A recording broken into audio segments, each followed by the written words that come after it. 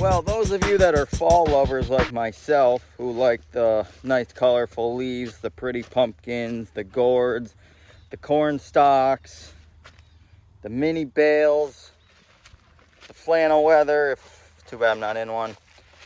You know, the pumpkin spice, I'm not a pumpkin spice guy, but you know what I'm saying.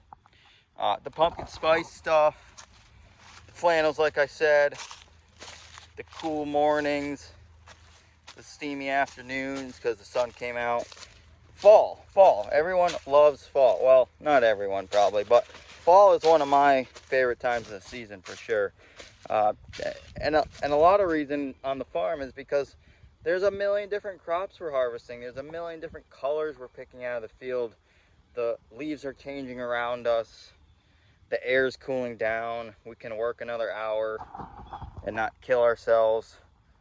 Although we end up working till 7 o'clock anyways when the sun's gone down at 6. And we can do cool things like pick pumpkins. But I wanted to talk about pumpkins this year and what we in the Pioneer Valley of Massachusetts have been dealing with this year with our pumpkins, with our winter squash, with, you know, a lot of different crops. But specifically winter squashes, specifically pumpkins, they're vine crops. They grow on the ground. They grow on top of the soil. They spread out over the soil, creating moisture barriers underneath. There's one disease out there. One disease called Phytophthora, however you wish to say it, which is a species of fungi called Oomycete. I'd go look it up later. We'll put it in the comments how to spell it. But essentially, this is a disease that is soil-borne in the ground that persists for over 15 years, even if you don't grow a crop susceptible for it on that field. It is easily spreadable through equipment, feet, probably animals. Equipment, I said equipment is the biggest one. Tractor tires, truck tires, you name it, it'll come out. It'll come off the soil and stick to things, and you can travel and bring that everywhere. One interesting thing about this disease, though, is that it only is effective in wet conditions, typically only effective in wet conditions, meaning heavy rainfalls like we've experienced this year,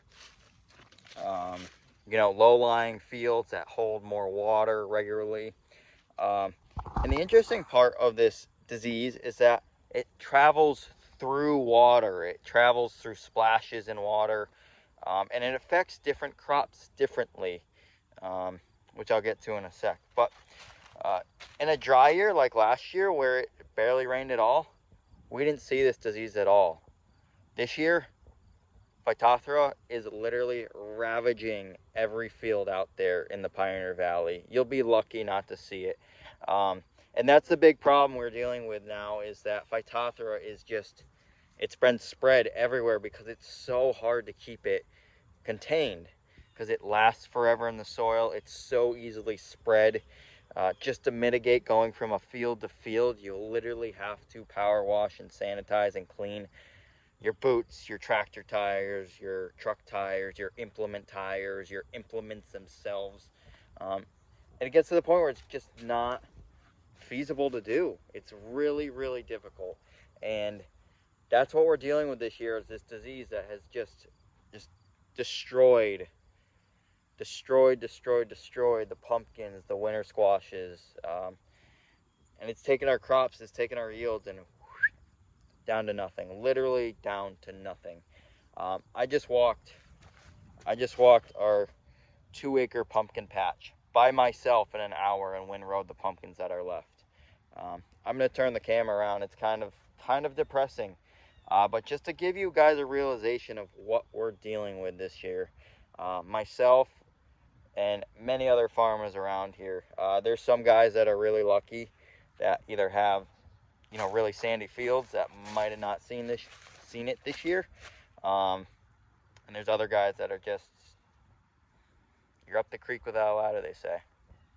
I'm going to turn the camera around. I'm going to give you a quick idea of what this looks like, what our fields are kind of looking like, and explain a little bit more about this disease and how it kind of reacts and affects the fruit, the plant, you name it. So we're out here walking through. This is a section of our mini pumpkins. So we have our mini whites, we have our cannonballs over there, some warty pumpkins. And I want to show you right here, it's pretty hard to see, but this is a windrowed path of pumpkins that I just windrowed. Now in a typical year, you could look down and you should see a pumpkin every little spot in this windrow. And you can look now and there's not a lot. You know, I might have missed one or two here or there, but this is the sign from Phytophthora because we've had so much loss with this crop. And this is a perfect example right here. This is a mini wart pumpkin. It's probably laying on the ground like this, something like this, maybe up on that soil. And how this disease affects crops like winter squash and pumpkins is, one, it's affected into the plant itself. It'll come up into the stem. It'll kind of feed its way through the plant, and then it'll get into the fruit itself. And what happens there is that these crops will start rotting internally, meaning that through this stem down into the heart of this, it'll start rotting this crop. And we won't know that this pumpkin is, I mean, this one we know, but a perfectly good pumpkin, say, for instance, this one right here, there's nothing wrong with this. But if we crack that open, there's a potential that could be rotting inside and we don't know it. And so this disease takes a little bit of time, but it'll eventually work itself out to the outer edges of the fruit, and it'll rot, and it'll be rotten all the way in, which is a big issue. The other way that this also affects the crop is that it'll splash, water splashing, or crops sitting on the soil where there's just a lot of moisture or water standing. That disease will actually be able to translocate right onto the fruit and start affecting it from the outside as well. And that's where you're seeing here is that one side's, you know, good, but the other side is punky and rotted. And this is everywhere. There's a pumpkin here. There's a pumpkin here that's mushy. A pumpkin here. That's a good one that I missed. Not perfect.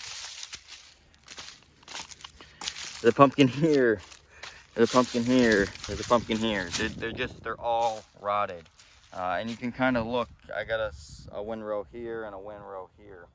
You can just look down, and there's just so much rot, so much dieback from this just one disease, and it's really, really, really hard to control for the couple reasons that it's a soil-borne disease, meaning it lives in the soil. It doesn't come in through wind. It doesn't come through on the jet stream yearly where you may or may not see it.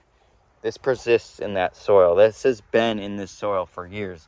And we're just at the mercy of there's not enough land to rotate. There's not enough land to,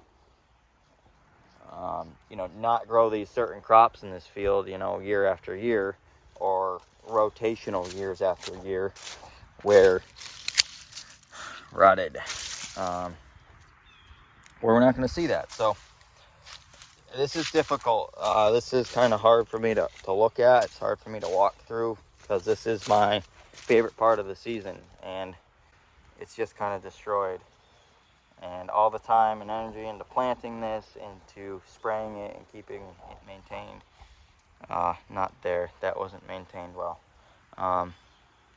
But the sections that were maintained well, or where the disease and the weed pressure were persistent,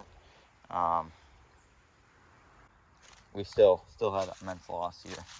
So for 2021, this is what we are dealing with. This is what many farms are dealing with. Just low yields, rotted fields, crops that might look good one day and that are destroyed the next. We're worried about storage of a lot of these crops, unlike pumpkins where they're going out on the doorsteps.